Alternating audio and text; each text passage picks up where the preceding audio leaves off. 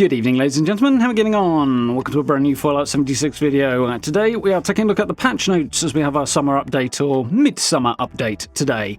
So not really a content update today, more of a bug fixing behind the scenes sort of thing. So let's crack on, get on with this.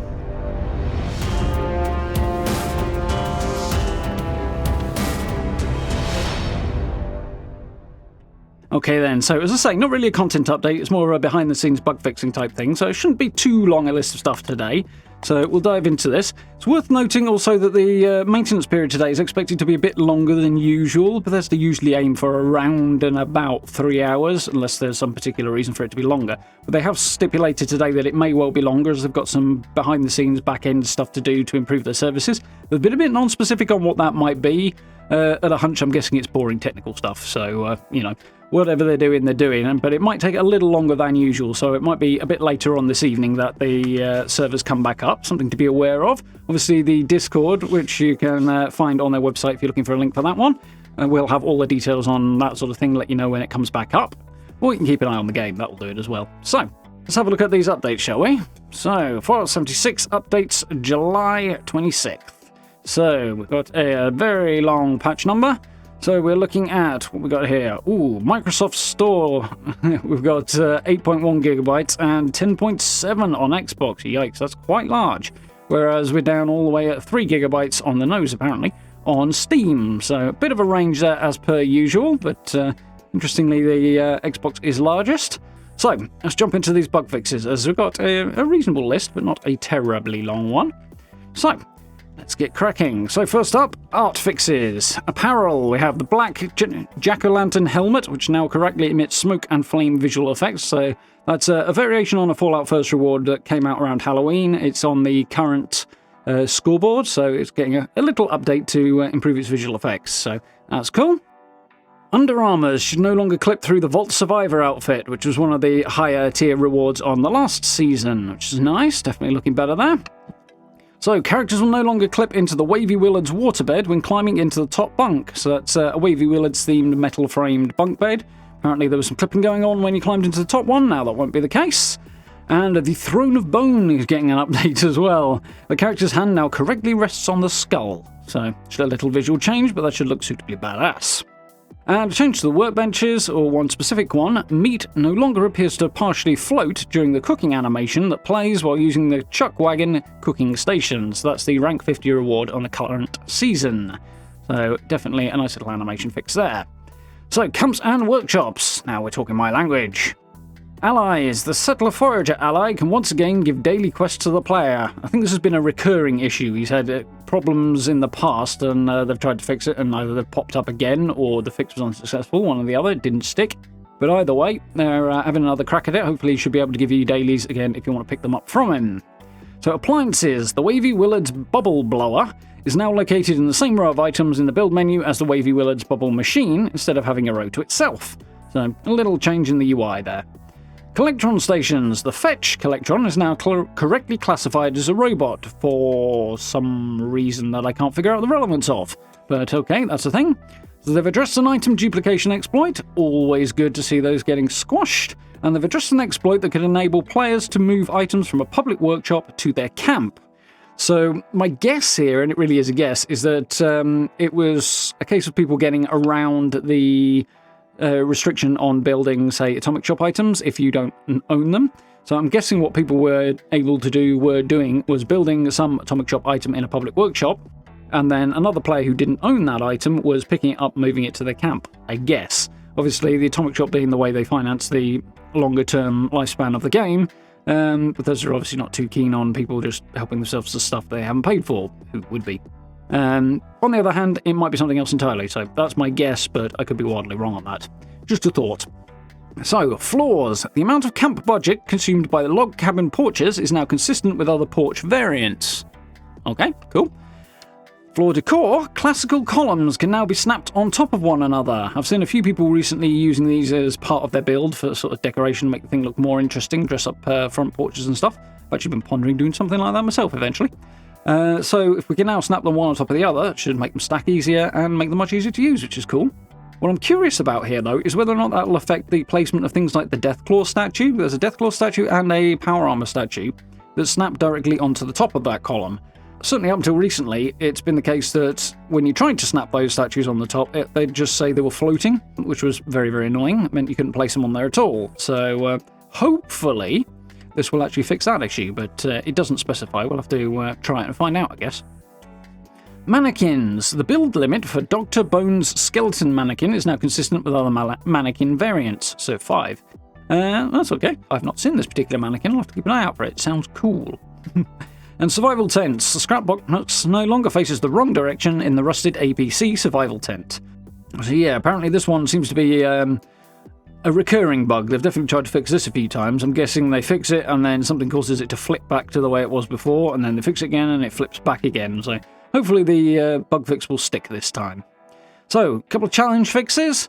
Combat. Killing robots with the voice of Set now correctly progresses kill robots with a revolver challenge. So this won't be a daily or weekly one. It must be a very specific one, I think. One of the non-recurring ones. But now that particular gun will count towards it, which is cool. And weekly challenges. They fixed an issue that prevented the Kill Huge Creature weekly challenge from progressing correctly. Bit non-specific as to what that issue might have been, but if it's going to progress properly, that's a good fix. One combat fix here. VATS. The explosive weapon attacks in VATS no longer increase the critical hit meter twice. So one shot should increase the critical meter by the appropriate amount, rather than it giving you more criticals based on the fact you use an explosive, which is a good fix. It means it's progressing the way it's meant to. Not life-changing, but, you know, things are working more along the lines of the way they're intended to, which is generally a positive thing. So, a whole bunch of events and quest fixes here, which is quite cool. Eviction Notice. Corrected a small area near the rad scrubber where players would take far less radiation damage than intended when the rad scrubber was broken, which will probably annoy a few people, I'm sure, that particular fix, as there's definitely people out there who are not happy with the amount of rads that they're put out in the area of Eviction Notice if the scrubber does get broken. To be honest, I've not had too much difficulty with defending it so far, and I generally don't sit too close to the darn thing either. But, yeah, it should be working as intended, so you won't be able to avoid those rads until you fix the thing, so good to know about, worth bearing in mind. So, also on Eviction Notice, the rad scrubber's windmill now correctly stops turning when the rad scrubber needs repairs, and when the event ends in failure. I'm not quite sure what kind of repair would stop the windmill turning. You would think the windmill would be generating the power by the wind turning it, but okay. At least you'll be able to spot from further away if it's broken. I suppose the UI does that for you anyway, but still. It does make a little bit more sense in a visual sense, if not in a practical sense. But there we go. That's a little visual fix there. So Grum's Meat Cook. There's a couple of fixes here that have been hanging around since, I think it was back in March, I think, that they last tried to run Meat Week as a bit of a fun addition. Obviously, there were some problems developing back then, and they've been working on it on the PTS in the meantime, so that fix is now being introduced ahead of the return of Meat Week next month, which is actually not very far away at all, 26th today. So, Grum's Meat Cook. Players now receive proper rewards based on the success of the meat cook, rather than always receiving items from the lowest reward tier. So yeah, you should be able to get those top tier rewards now. And Grum will no longer wander away from the meat cook to explore other areas in the forest region, so he'll actually stay where he's meant to be, which is cool. So Heart of the Swamp has had a little tweak. The Strangler Heart no longer visually appears to regenerate health when taking damage from players. Now, it is meant to regenerate health, because that's how the sort of length of the event is maintained. So I'm guessing this just means the UI element won't sort of bounce back up, it'll just go down much more slowly. On the other hand, I'm not sure why they felt the need to adjust this. It doesn't seem like an issue, really, but okay, whatever.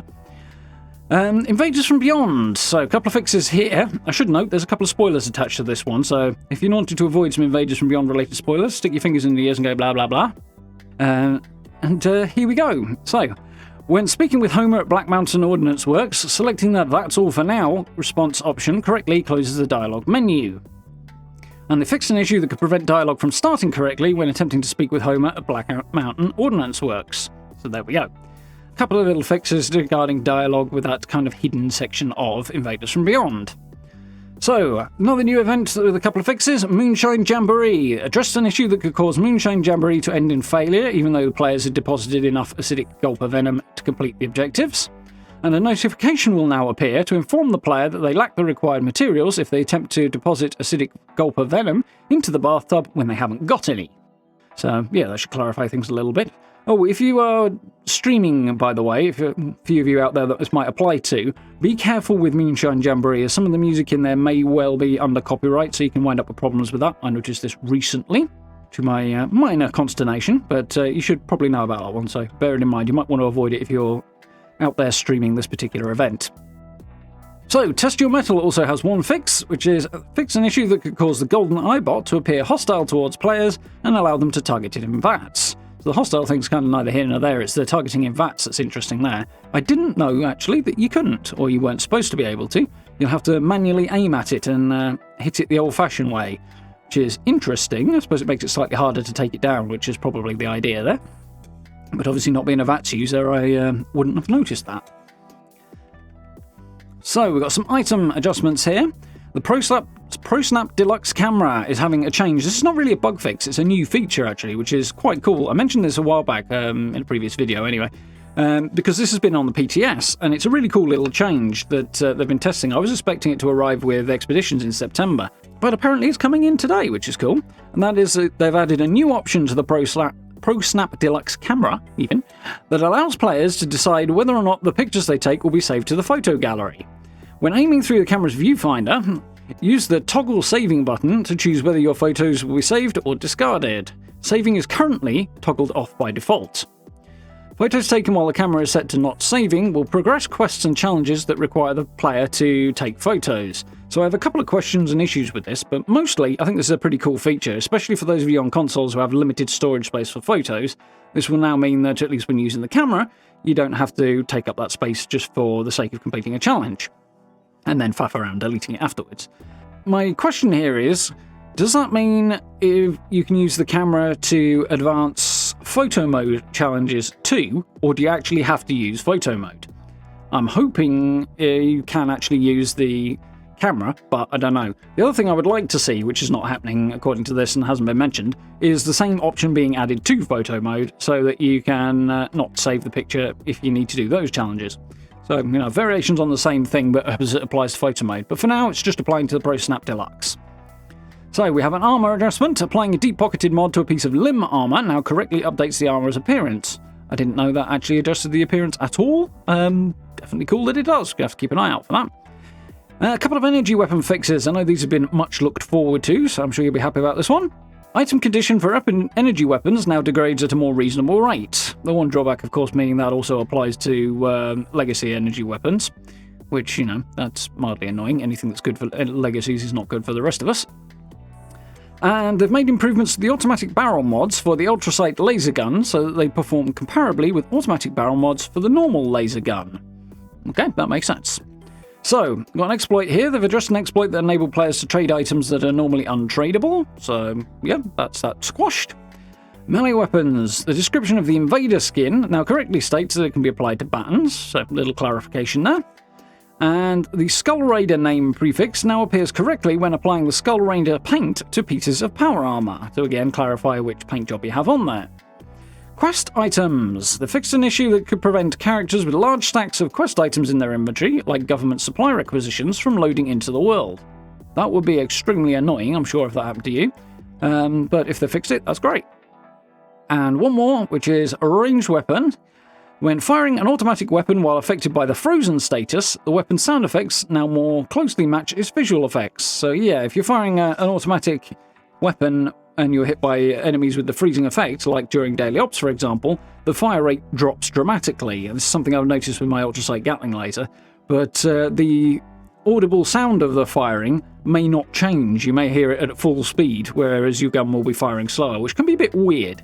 Not a life-changing thing, but it can be a bit weird. So those should match up considerably more closely now, which is always cool. So we're getting there now, onto the localization changes. For those who are playing in languages other than English, Eviction Notice, notification that appears when the rad scrubber has been repaired, is now properly translated. Scorched Earth, event objectives, notifications, the description, and all other text that appears during Scorched Earth are now properly translated. Scoreboard, the Secret Service dog statues rewards is now properly translated on the scoreboard into French, Italian, Japanese, Polish, and Russian versions of the game. Settings. They increase the font size of corpse highlighting options in the non-English versions of the game so that they're easier to read. My guess is this is more to do with those who use different alphabets to English, because some of them in particular have a lot more detail to the individual characters, so making them bigger will make that much easier to read, I imagine. So I'm guessing that's what that would apply to. Test Your Metal. They've added proper translation for several lines of dialogue from Initiate Pappas and Botsmith Amp in non-English versions of the game. And with weapons, Tone Death and Foundation's Vengeance are now properly translated into non-English versions of the game. I can imagine why that took a while. Both are, well, particularly Tone Death is a pun which won't translate too well, I imagine. So I can imagine that took a little while to figure out how they were going to work that. But there we go. That should be appropriately addressed for those who are playing in languages other than English. So, perk cards, we've got a couple of fixes here. When the player has both awareness and the stabilized perk cards equipped, all types of damage reduction will now be correctly displayed. So they influence each other, so you'll now get a correct readout as opposed to getting the wrong numbers, which is helpful. It makes the awareness card considerably more useful. Again, that will only apply to heavy weapons if you're in power armor, though, because that's when stabilized perk kicks in. And EMT. Revived players now correctly receive health regeneration for the full duration stated on the perk card, as opposed to just a portion of it, I suppose. So we've got a server stability fix here that fixes an issue that could result in a crash during normal gameplay. Always welcome. A couple of UI fixes as well. So they fix an issue that could prevent players from creating a new character, even if they had fewer than 5 existing ones. Attempting to open the map while running a holotape game no longer causes the controls to become unresponsive. Nice. And players can no longer spam the confirmation button on the scoreboard after using the rank up to here button. So, can't imagine why you'd want to spam it, and what effect that might have, but now it should have no effect, which is what you'd expect. So there we go. Relatively short and sweet-ish. It's mostly on the bug fixing side today, although we have got one new feature in here. I'm just going to bounce over to the Discord a moment, because we did have an update somewhere in here, I think. Oh no, here it is. It's actually on the Inside the Vault, which I did touch on in a previous video, but they're talking about the maintenance being a bit longer than its usual amount of time, 2 to 3 hours. And they're planning to implement some behind-the-scenes improvement to processes and services. So I was hoping to see there might be a little bit more information on here, but there's nothing on their Discord or on here that I can see without spending a very long time finding it, if it is there. So essentially, yeah, it's just some behind-the-scenes stuff to hopefully make things run a little bit better. Possibly they're laying a bit of groundwork ahead of the arrival of Expeditions in September, which is likely to be our next update. So, yeah, there we go. Basically just bug fixes and a few bits and pieces like that, and some behind-the-scenes stuff. So, not as exciting as some updates, but obviously the big one will be coming in around at about 6 weeks or so with the arrival of Expeditions. Incidentally, if you haven't checked that out, I've got several videos on the topic of Expeditions, so you can have a little look at what's going on with those, see how they play and stuff, because I've thoroughly enjoyed playing that stuff so far. And yeah, definitely worth checking out. It's still running on the PTS as well if you want to check it out there, if you are playing through Steam on PC as well. So definitely worth a look. It's pretty cool. Definitely looking forward to getting my hands on Expeditions. It's going to add a nice extra something to be doing in the end game, which is basically what this year's updates are all about, really. Obviously, more story-orientated stuff will probably be arriving next year. I imagine the needle will swing back towards the story side and away from the end game. But we have been crying out for improvements to the end game for quite some time, so who knows? Maybe if we're really lucky next year, we'll get a little bit of both, but we shall see. Anyway, folks, ton of stuff there. Some of it's quite interesting, some of it's quite small, as per usual with these bug fix updates, but hopefully it'll improve some stability and make the servers run a little better as well, which is always nice. And yeah, looking forward to jumping back in and testing that again, which I will probably do tomorrow, as I don't know what time the maintenance will end today, and figuring that out for streaming is a bit of a pain. So, Fallout tomorrow, and probably Thursday as well, and today we're going to play more of The Witcher 2, so I do hope you join us for that, because I'm having a lot of fun with it. Beyond that, I do hope you found this useful and informative. If you did, likes and subs are hugely appreciated as always. Down below the video as well, merch store, channel memberships, social media links, all that good stuff down there. If you're interested in supporting the channel that way, I really appreciate it there as well. It very, very much helps out. So, on that joyous note, thank you very much for watching. I do hope you found it useful, and I look forward to speaking to you all very, very soon.